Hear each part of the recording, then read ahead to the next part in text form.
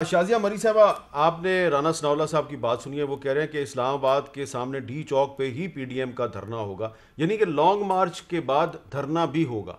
اب مولانا فضل الرحمان صاحب نے کل بٹخیلا کے جلسے میں جو بات کی ہے اس سے کنفیوژن پیدا ہوئی ہے، جبکہ آپ کی پارٹی کے سربراہ جو ہیں بلاول بھٹو زرداری صاحب وہ کچھ اور کہتے ہیں، فضل الرحمان صاحب کچھ اور کہتے ہیں. آپ ان دونوں لیڈروں کے بیانات خود ہی سن لیں. ڈائیلاگ شائلاگ کا وقت اب گزر چکا ہے. اب لانگ مارچ ہوگا، لانگ مارچ ہوگا. اسلام آباد ہم آ رہے ہیں. اگر وہ فریق ہیں تو پھر ہمارا حق بنتا ہے کہ جی ایچ کیو کے دروازے پر ہم اپنا احتجاج نوٹ کرائیں. ہمارے چیئرمین صاحب کہہ چکے ہیں کہ لانگ مارچ جو ہے وہ ہمیشہ اسلام آباد کی طرف ہوتا ہے، تو وہیں ہوگا. اب شازیہ مری صاحبہ، مولانا صاحب نے کل جو جلسے میں بات کی ہے وہ یہ ہے کہ جی ایچ کیو کے دروازے پہ ہم احتجاج کریں گے. تو جی ایچ کیو کا دروازہ تو راول پنڈی میں ہے. بلاول صاحب بھی کہہ رہے ہیں لانگ مارچ راول پنڈی کی طرف ہوگا، رانا ثناءاللہ صاحب بھی یہی کہہ رہے ہیں. تو پی ڈی ایم کی جماعتوں میں لانگ مارچ پر کوئی ہمیں اتفاق نظر نہیں آ رہا کہ یہ راول پنڈی میں ہوگا یا اسلام آباد میں ہوگا. اس کی کیا وجہ ہے؟ شکریہ حامد میر صاحب. میرا خیال ہے کہ پاکستان پیپلز پارٹی کے چیئرمین جناب بلاول بھٹو صاحب نے بڑا واضح کہا کہ ہم اسلام آباد کی طرف آئیں گے، لانگ مارچ کریں گے. اور جس طریقے سے یہاں موجود رانا ثناءاللہ صاحب نے بھی فرمایا کہ اس وقت حالات پاکستان کے یہ ہیں کہ اگر یہاں لانگ مارچ آتا بھی ہے، اور جو آپ کہہ رہے ہیں کہ روز مظاہرے ہو رہے ہیں اسلام آباد کے ڈی چوک پر، تو آپ دیکھیں گے کہ اس وقت سیاسی کارکنان اپنی اپنی جماعت کے ساتھ آئیں گے ضرور، لیکن پاکستان میں جو طبقات ہیں، مختلف طبقے اور پروفیشنز کے لوگ اپنی اپنی پریشانیوں سے جو تنگ آ چکے ہیں وہ اس دھرنے میں شامل ہوں گے.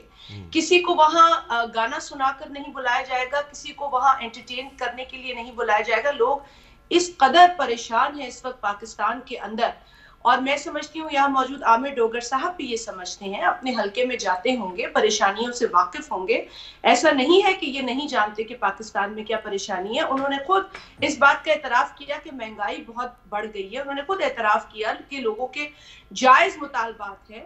کیا وجہ ہے کہ یہ حکومت اب تک ناکام رہی ہے لوگوں کے جائز مطالبات کو پورا کرنے میں؟ اور اگر حامد میر صاحب، میں اور آپ اور کوئی بھی جو آنا چاہتا ہے اور تنقید کرتا ہے اس حکومت پر، ہمارے کرٹیسزم کو یہ روکنا چاہتے ہیں تو لوگوں کے مسائل حل کر دیں.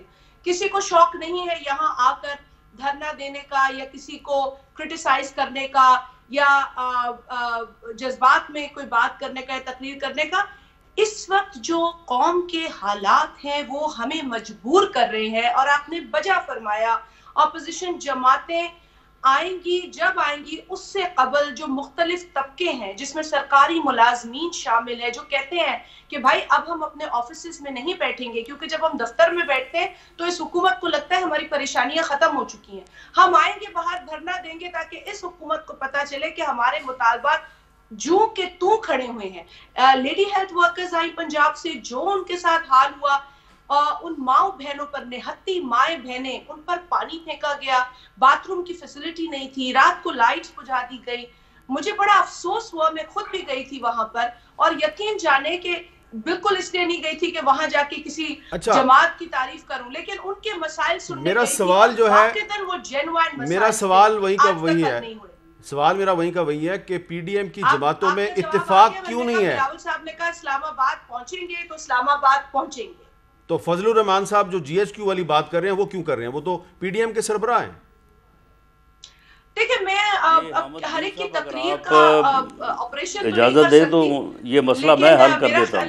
جی، میرا خیال ہے کہ اس کو اتنا سیریس نہ لیں.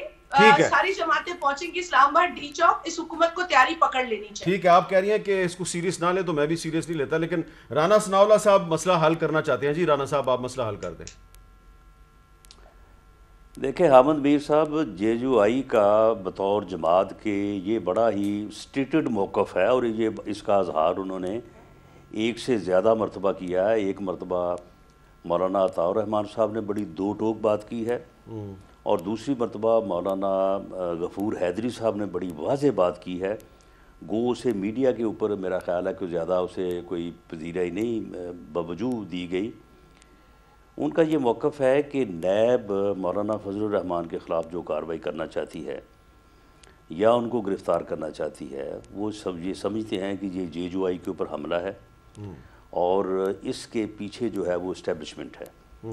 ان کا یہ موقف ہے کہ نیب کی تمام تر کارروائیوں کے پیچھے جو ہے وہ اسٹیبلشمنٹ ہے، اس کا رول ہے، اس کی ایویڈنس کے طور پہ بھی بہت ساری چیزیں وہ جو ہے وہ ناقابل تردید حد تک وہ بتاتے ہیں۔ ٹھیک ہے، تو اگر اللہ ان کو محفوظ رکھے اور وہ آزاد رہیں، تو اگر مولانا فضل الرحمان صاحب کے خلاف نیب کوئی کارروائی کرتی ہے اور ان کو گرفتار کرنے کی حد تک جاتی ہے، تو ہو سکتا ہے کہ جے جو آئی ایف جو ہے وہ راول پنڈی ہم سے پہلے موجود ہو، چلیں ٹھیک اور ہے۔ اگر ایسی صورت میں لانگ مارچ ہوتا ہے تو یقیناً پھر جو ہے اس کا رخ اس طرف ہو سکتا ہے۔ اچھا ٹھیک ہے، لیکن نیب جو ہے اس نے آپ کی پارٹی کے جو صدر ہیں شہباز شریف صاحب کو گرفتار کیا ہوا ہے، وہ قومی اسمبلی میں اپوزیشن لیڈر ہیں۔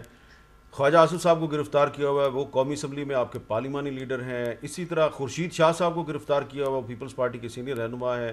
آصف زرداری صاحب کے خلاف نیب جو ہے اس نے مقدمے بنائے ہوئے ہیں، لیکن آپ کی پارٹی اور پیپلز پارٹی کا موقف جو ہے وہ یہ ہے کہ اسلام آباد کی طرف لانگ مارچ ہونا چاہیے۔ بہرحال آپ نے مسئلہ حل کر دیا۔